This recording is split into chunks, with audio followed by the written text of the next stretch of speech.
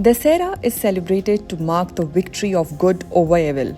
Not only is evil present in the outside world, but we also need to break our bad habits in order to prevent unfavorable outcomes. So let's cut down on these unhealthy food habits that may be affecting our well-being.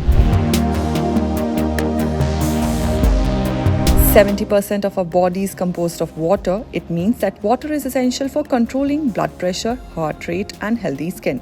Maintaining proper hydration levels in our body helps our heart pump blood more easily through the vessels and to the muscles.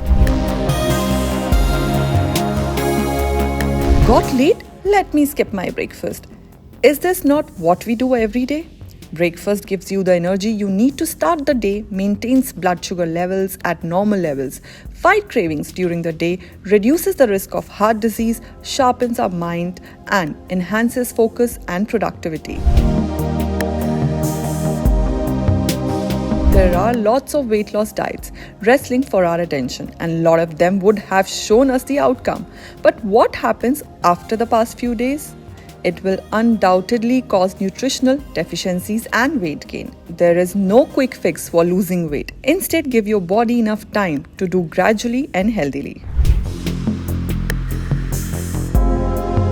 It is always important to correctly judge the food portion to avoid regretting it later.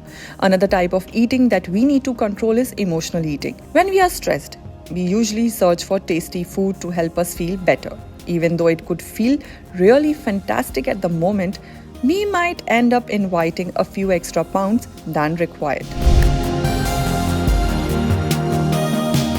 During the night, our body's metabolism is at its slowest. Therefore, if we eat a lot of processed food that are high in fat, sugar, or salt, we will undoubtedly gain weight and gain more body fat. Hence, give yourself 2 to 3 hours between your last meal of the day and bedtime. For more such videos, like and subscribe to TheHealthSite.com.